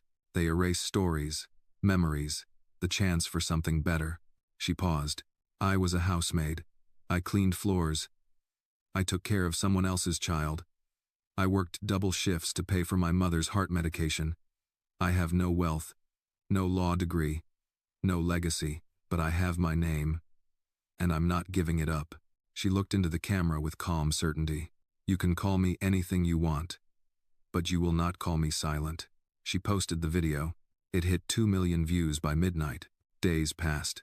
Parks's committee requested Elena's testimony first behind closed doors, then in open session. She agreed, not because she trusted the system, but because she was part of building something better than the one that had failed her. Jack remained in protective care, preparing legal strategies with his small but growing team. More whistleblowers emerged. One was a woman who had processed the original offshore documents. Another had been in the same boardroom the night Jack was removed. The media tried to shift the narrative, but the ground beneath them was changing. People were tired of faceless billionaires, of backroom deals, of being told justice wasn't affordable. Elena had become more than a voice. She had become a mirror, and not everyone liked what they saw. On a rainy Tuesday afternoon, the phone rang. Theo picked up, then handed it to Elena without a word. "It's Jack," he said. She pressed the phone to her ear. "You all right?" His voice came through, raw but steady. "They're offering me a settlement. Quiet dismissal. Gag order. No trial." She clenched her jaw. "Will you take it?" There was silence on the line. Then, "Not unless they offer you one too." She exhaled. "You know they won't." "Then we keep going." A long pause followed. Then Jack added, "Thank you for not letting them turn you into a footnote." She smiled, just a little. "I'm not done yet." "Ennis staying?" As she hung up, Theo asked, "What did he say?" She turned back to the window. "That we're not taking the money, we're taking the mic." The hearing chamber smelled like old wood, floor polish, and nerves. Elena stood just outside the double doors, her hands trembling slightly as she adjusted the cuffs of her borrowed blazer. Her mother had insisted she wear it navy blue, modest, the kind of jacket that made people listen. Theo stood beside her like a silent anchor, nodding once without words. Inside, rows of seats were already filling up. Press badges hung from necks. Cameras were being set up, some hidden, others proudly bold. The crowd buzzed, some curious, others skeptical. Few believed the day would matter, but Elena knew better. This day wasn't about spectacle, it was about memory. "Elena Moore," a staffer called, holding the door open. She stepped through, heels echoing on the polished marble as she walked toward the witness table. Before her, the congressional panel waited. 4 men, 3 women, each with folders, pens, and expressions ranging from stern to unreadable. And at the center, Congresswoman Adeline Parks. Parks gave Elena a small nod, then tapped the mic. "Miss Moore, thank you for coming. Before we begin, I'd like to remind everyone present, this hearing is being recorded and transcribed. Miss Moore has agreed to testify publicly, under oath, of her own volition." Elena nodded. "Please raise your right hand." She did. "Do you swear to tell the truth, the whole truth, and nothing but the truth?" "I do." The oath felt heavier than she expected. Heavier, but clarifying, like a weight placed gently into her hands and trusted to be carried. Parks leaned forward. "Miss Moore, please state your name, occupation, and relation to the subject of this inquiry." "My name is Elena Moore. I'm a caregiver and domestic worker. I previously worked for the Halden household, and I was a direct witness to events following Mr. Jack Halden's removal from his company." A few pens scribbled, a few eyebrows raised. Parks continued, "You're not a lawyer, you're not an investor. Some might wonder why your testimony is relevant. What do you say to that?" Elena paused, then spoke clearly into the microphone. "Because I saw what none of them wanted seen. I was there when Jack was told to look the other way. I heard the threats. I saw the decisions made behind closed doors, decisions that would have funneled billions into weapons contracts disguised as infrastructure. And when he refused, I watched him get erased." She paused. "I was just the maid, but when everyone else left him, I stayed. And that gave me a front row seat to the truth." Silence. It was the kind of silence that only came when no one knew how to respond. Parks nodded slowly. "Let's talk about that night, the night Jack Halden showed up at your home. What did he say?" Elena inhaled. "He didn't have to say much. He looked like someone who'd been chased by shadows. I let him in. He helped me care for my mother. He didn't sleep. He didn't eat. He just kept muttering about documents, emails, consequences." She reached into her bag and pulled out a folder. These are copies of the documents I personally watched him extract from an encrypted drive, financial statements, internal memos, contracts with code names. I verified the dates, the senders. I'm not a lawyer, but I can read a line that says, redirect funds to shell entity before Q3 disclosure and know something's wrong. One of the panelists, a skeptical senator with a practiced smirk, leaned in. Miss Moore, how do we know you weren't manipulated? Paid, perhaps, to say these things? Elena looked directly at him. Sir, I've cleaned the floors of people richer than you. I've held their babies. I've seen their secrets on sticky notes and bathroom counters. No one paid me to risk my life. But someone had to care enough to speak. And since no one else did, it had to be me. Gasps rippled through the room. Parks held up a hand. Order, please. The smirk vanished from the senator's face. Parks continued. Miss Moore, in your affidavit, you mentioned threats. Can you elaborate? Elena nodded, calmer now. After Jack disappeared, I was followed. My phone was hacked. Emails were leaked claiming I was unstable, a liar. Strangers showed up near my home, but none of it scared me more than the idea that they'd win by erasing him and me. So I went public. Parks let that hang, then asked the final question. If given the chance to do it all again, would you? Elena didn't hesitate. Yes. Because justice doesn't belong to the educated or the powerful. It belongs to the ones who stay when it's easier to walk away. Silence again, this time reverent. Parks looked down at her notes. No further questions. After the hearing, as the room cleared and reporters swarmed, Elena slipped into the hallway with Theo close behind. Her knees felt weak, but her spine remained straight. Then she heard the voice. Miss Moore? She turned. A young woman no older than 20 stood there with tears in her eyes. I'm sorry. I wanted to say thank you. My dad worked for Halden Holdings. He was fired after he questioned something. We thought it was nothing. But now we understand. Elena placed a hand gently on the girl's shoulder. I'm so sorry, but you're not alone. The girl nodded. Because of you. Elena didn't respond. She didn't need to. She walked out into the rain, and for the first time, she didn't feel like she was being washed away. She felt like she was leaving something behind for others to follow. Elena Moore's testimony aired in full by nightfall. Not just edited clips. Not pre-approved sound bites the entire hearing. C-SPAN ran it uninterrupted. Independent media reposted it without commentary. Even the late-night comedians paused their sarcasm long enough to say, we should probably pay attention to this. The next morning, her name was trending across every major platform. But this time not as a curiosity, not as a pawn, as a witness. Hashtags flooded the digital world. Number Elena spoke. Number Justice Izanami.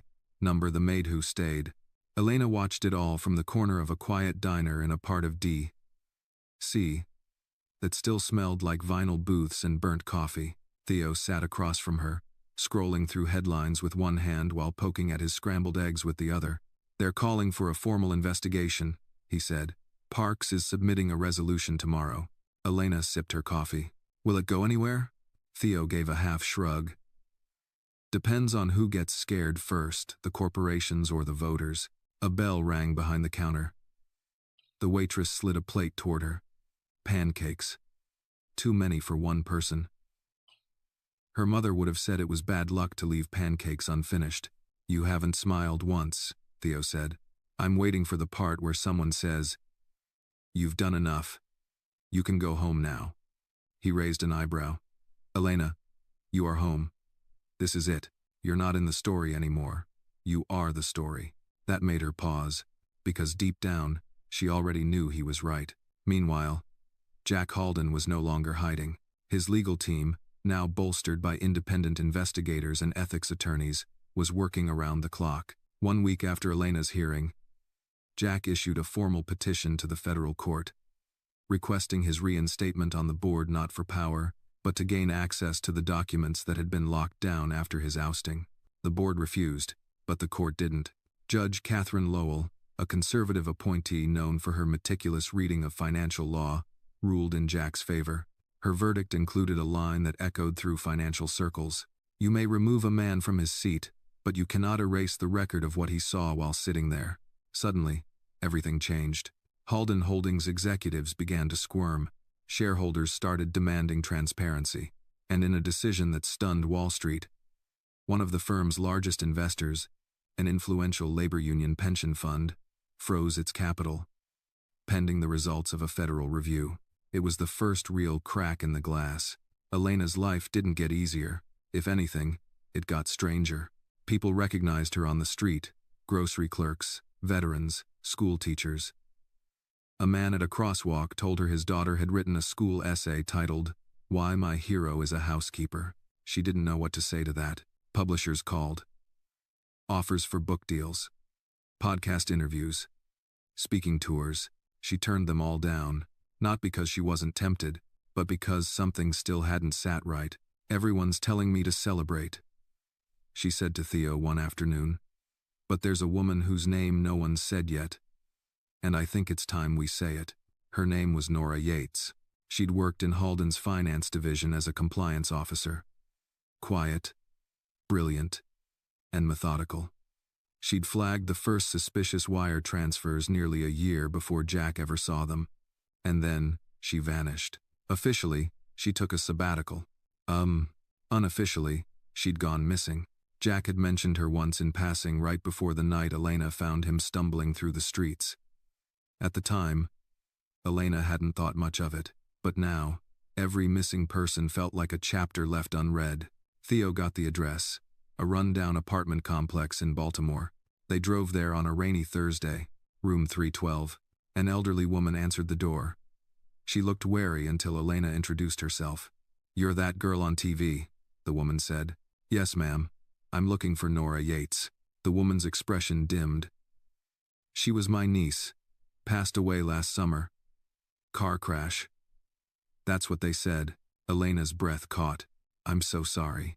"She was scared the last time we spoke," the woman added. "Kept saying she'd found something she couldn't ignore."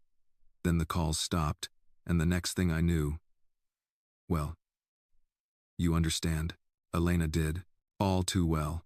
She left the woman with a promise that Nora's name wouldn't be forgotten, that her work had mattered, that she had been heard.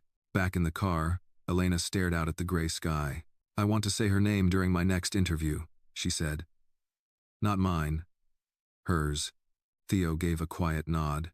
That's what people like Nora count on, not being forgotten. A week later, Elena returned to the same radio station where she'd first told her story. This time, she didn't bring affidavits. She didn't bring exhibits. She brought names.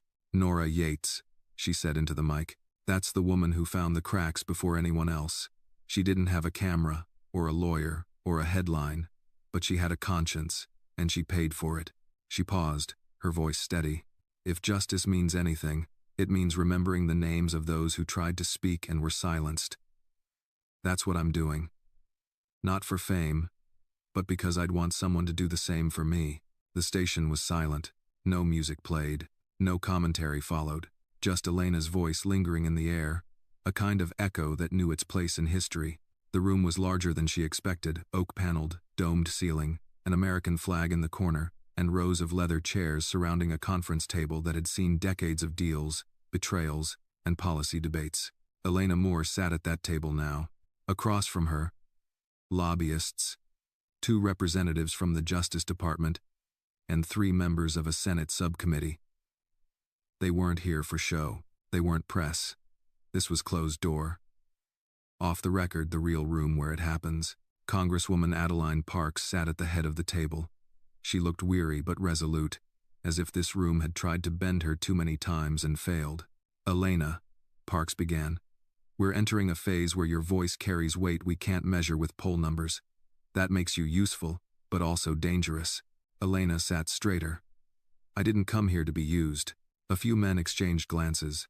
Parks gave a faint smile. "Good. Then you'll understand why I'm going to ask you to do something hard." One of the DOJ attorneys slid a folder toward her. Elena opened it. Photocopies, wire transfers, digital signatures, private flight logs, internal memos from Halden Holdings, and at the bottom, a printed transcript of an audio file. Jack's voice. Her voice. Nora's name. They've been digging, Parks said. We've confirmed the connections you suggested between the shell entities and defense contracts. You were right. But this, she pointed at the last page. This is more than fraud. This is federal. Elena scanned the paper. You want me to testify again? Not to Congress, to a grand jury. The words settled over the room like dust in sunlight. A grand jury, sealed, serious, the beginning of potential indictments. Elena knew what that meant. No cameras, no control over what got said after she left the room, and absolutely no undoing it once it began. She tapped the folder. Do I get protection? You'll be assigned federal witness status if you proceed, said one of the men in a gray suit. But that only works if you stay quiet. If you go public again. She won't. Parks cut in. Elena looked at her. Yes, she said simply. I'll do it. That night, back at the apartment Parks had quietly arranged for her, Elena found herself unable to sleep. The city outside felt like a different planet. Horns, sirens, endless lights, and yet none of it could distract her from the way her life had shrunk down to a few dozen documents and the memory of one woman no one else remembered. She sat on the floor, cross-legged, and pulled out her own worn notebook. Inside were the names she'd written over the past month. Jack Halden, Nora Yates, Theo Carter, the staffer at the radio station who first gave her a platform, the union leader who froze the investment, and then, at the very top, her mother. She hadn't seen her in over a week. Elena dialed the secure line. Theo picked up. She's okay, he said before she could ask. Reading a crime novel, keeps asking when she'll get to meet Jack again. Elena smiled, relief washing over her. Tell her I said, I'm fine. I will. A pause. Elena, Theo added, voice lower now. They won't protect you forever. If this goes where it's headed, you need to start thinking about life after the storm. She closed her eyes. That's the part I still don't know how to picture. You better figure it out, because you're not going to be anonymous again. 3 days later, Elena sat in a courtroom hallway waiting for her name to be called. Jack Halden had already gone in. He'd flown in the night before, under a different name, with a different security detail. She hadn't spoken to him directly, but Theo had confirmed. He's not backing down either. She clutched the flash drive in her coat pocket not because she needed it anymore, but because it reminded her of why all this began. The late-night knock, the street lamp glow on Jack's haunted face, the sheer disbelief in his eyes when she didn't slam the door in his. A U.S. Marshal appeared. Miss Moore? She rose. Her shoes echoed as she walked toward the grand jury room. 12 strangers would sit behind closed doors and decide whether her voice, her truth, was enough to pull the first thread in a web of corruption that spanned across investment firms, military contracts, and more zeros than she could count. She wasn't nervous. She was ready. The door opened. Elena stepped inside. The testimony lasted 4 hours. They asked about Jack, about the documents, about how she got them, where she kept them, who had copies. They asked if she'd ever been coerced, paid, threatened. One prosecutor circled the topic of loyalty more than once. Why did you care what happened to Mr. Halden? He asked. Elena's voice was steady. Because I've spent my whole life being invisible to people like him, and when I saw one of them become invisible to the world overnight, I knew what that felt like. I couldn't ignore it. The jury scribbled. No one interrupted. When it was over, she walked out of the room and into a hallway that suddenly felt longer than it had that morning. Theo was waiting. She didn't say a word. He didn't need her to. Instead, he held out his phone. They released Jack's official affidavit, along with supporting documents. It's public now. Elena reached for the screen and read the first line. I was complicit until I wasn't. This is my confession and my correction. She looked up at Theo and smiled. We're not done. ID. The next wave came fast. Within 24 hours of Jack Halden's affidavit going public, the entire world seemed to shudder. His confession wasn't just a statement of guilt. It was a meticulous, self-authored roadmap of corruption, detailing how profit pipelines were built on fear, silence, and weaponized influence. The headlines were relentless. Halden implicates defense firms in $2.4 billion shell scheme. CEO confession triggers panic on Wall Street. I-Good.9. Whistleblower Elena Moore, named in explosive testimony. Elena Moore. Her name was now part of every headline, and that meant the next storm wasn't a quiet one. That morning, Theo rushed into her temporary apartment, his face tight. "They're going after you," he said, locking the door behind him. "And I don't mean with headlines this time." Elena blinked. "What do you mean?" He handed her a tablet. On screen, a smear site, cheap graphics, a fake news logo. But the content was unmistakable. Photos of her from her early 20s, twisted to suggest promiscuity. Fabricated reports about a mental breakdown. A voiceover clip taken out of context, altered to sound erratic. "They built it in less than 12 hours, Theo muttered. "They had this ready. Just waiting." Elena sat back. "What do they want? To make you radioactive?" She let the words sit. Radioactive. Untouchable. Dangerous. A symbol that no other whistleblower would want to follow. She leaned forward. "Who's behind it?" Theo's jaw clenched. Two of the shell corporations Jack exposed share a media parent company, Arklon Global. They controlled dozens of independent outlets. That's where this is coming from. Elena didn't flinch. "So what do we do?" Theo hesitated, then placed a folder on the table. "We go bigger." Inside the folder was a list of journalists. Not pundits, not bloggers. Real investigative reporters, some award-winning, some blacklisted, all seasoned in navigating disinformation storms. At the top of the list, Sienna March, a Pulitzer finalist who once exposed child labor ties in luxury fashion and vanished for 2 years afterward. "She's back in D.C., Theo said. "She's already covering your story, quietly. Wants to meet you." "When?" "Now." They met in a bookstore cafe, the kind with creaky floors and too much incense in the air. Sienna March looked nothing like Elena expected. Graying curls, old combat boots, and a leather satchel full of notebooks. "You don't talk to cameras," she said instead of hello. "You talk to people. That's why your story landed." Elena nodded. "They're trying to bury me now." Sienna gave a tight smile. Then we dig deeper. Over coffee and a shared piece of pecan pie, Elena laid everything out again. This time with more resolve, more fury. When she finished, Sienna leaned in.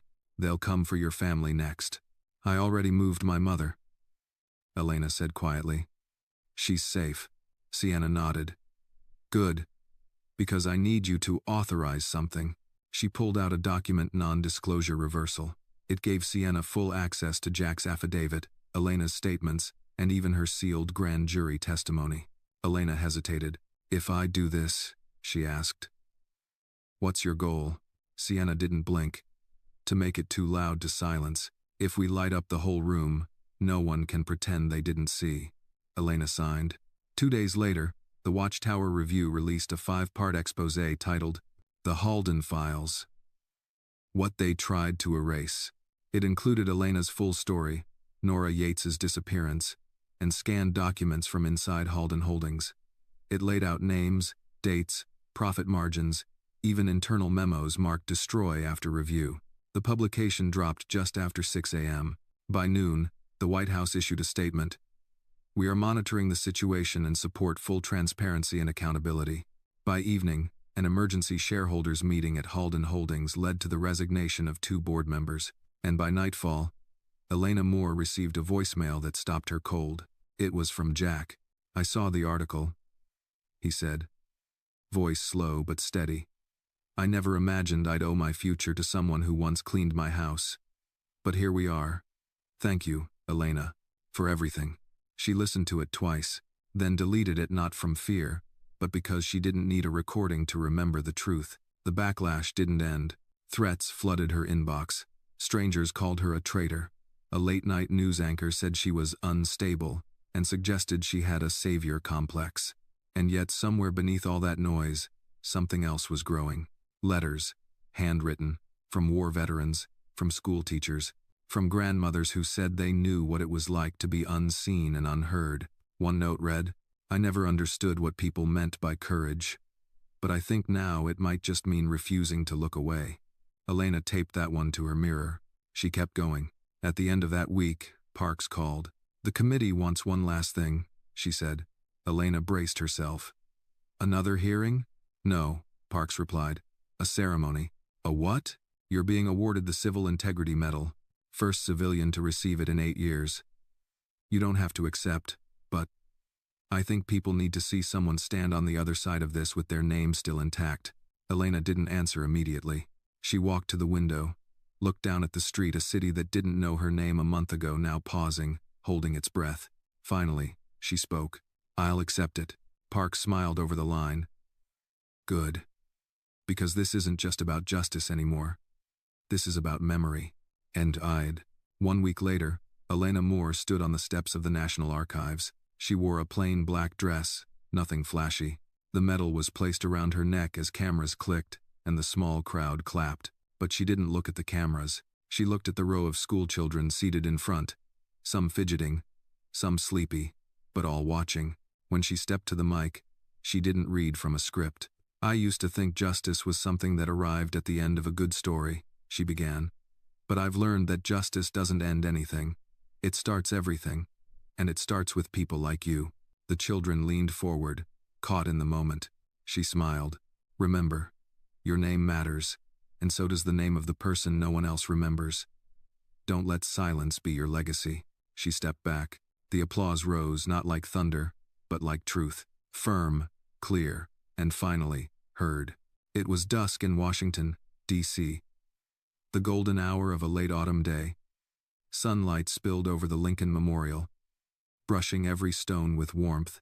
Elena Moore sat on one of the back steps, her coat wrapped tight, a paper cup of tea in hand. It had been 2 weeks since the medal ceremony. 2 weeks since her name was carved into the public record, not as a servant or whistleblower or pawn, but as someone who refused to walk away. The world had begun to shift, not in a cinematic, earth-shattering way, but in the quiet, administrative grind of justice taking root.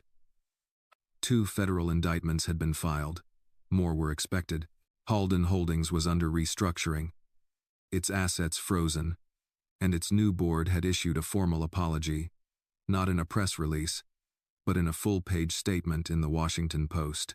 Jack Halden had gone quiet again, but this time, by choice, he declined interviews, refused talk show invitations. Instead, he returned to the nonprofit sector, founding an organization for corporate whistleblowers, funded entirely by the personal fortune he had redirected from offshore accounts. He called it the Nora Fund.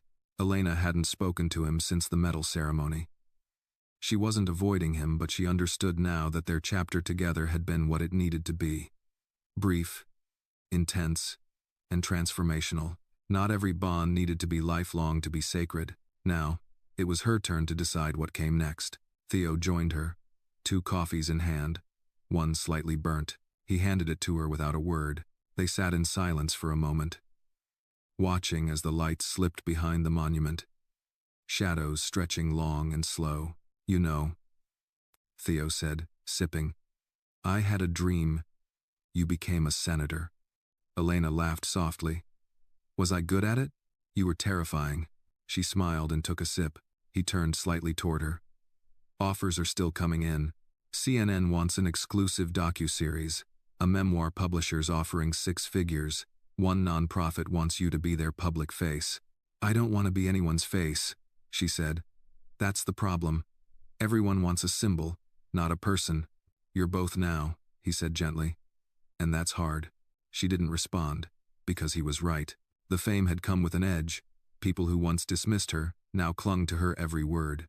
Others who had never seen her suddenly acted like they knew her story better than she did. But Elena Moore wasn't interested in being a celebrity. She was interested in being useful. The following week, she returned to work. Not to Halden's estate, it had long since been sold, but to a community center in Anacostia, where she took over as director of after-school programs for young girls of color. She ran workshops on self-advocacy, taught classes on storytelling and digital literacy. Every Friday, she held open office hours, no appointments, just conversations. She told the girls they didn't need to be brave all the time, just long enough to say something when it mattered. One of her students, a shy 12-year-old named Michaela, once asked, "Were you scared when they all came after you?" "Yes," Elena replied. But I was more scared of what would happen if I stayed quiet. Determining, Michaela nodded solemnly, then returned to her drawing a comic strip about a maid who wore a cape under her apron. At night, Elena sometimes sat with her mother on the front porch of their new house. A modest, rented two-bedroom in a quiet neighborhood filled with dogs, kids, and the occasional stray cat. Her mother's health had stabilized. Her laugh had returned. Sometimes, they would sit in silence. Other times, her mother would ask the same question. Do you regret any of it? Elena never gave a straight answer. Not because she didn't know, but because her answer changed. Some days, she regretted the pain, the fear, the loneliness. Other days, she regretted not speaking sooner. But most days, she simply said, "No, I regret nothing," I said out loud. The newspapers moved on. New scandals emerged. New tragedies stole the spotlight. But now and then, someone would stop Elena on the street. A woman in scrubs, a retired veteran, a janitor, a school teacher, and each time, they'd say something short. Quiet, "I remember," or "Thank you," or once, "You made me call my sister again." We hadn't spoken in years. She didn't need fame. She needed that. She needed the proof that courage created echoes. That truth had aftershocks. That silence wasn't the only thing that could spread. On the 1-year anniversary of her testimony, the Nora Fund hosted a memorial in Baltimore. It was simple. A garden named after Nora Yates. A plaque with her name etched deep. Jack gave a quiet speech. Elena gave a quieter one. Afterward, a woman approached her Nora's aunt. "You kept your promise," she said, pressing a pressed flower into Elena's hand. "I try," Elena whispered. That night, as she lay in bed, staring at the ceiling, Elena let herself exhale. For the first time in a long while, she didn't feel like she was holding the weight of a world gone wrong. Instead, she felt like she was standing at the beginning of a new one, built not on secrets, but on names spoken out loud, on people remembered, and on a single, enduring truth. Justice isn't loud, it's steady, and it starts with one voice,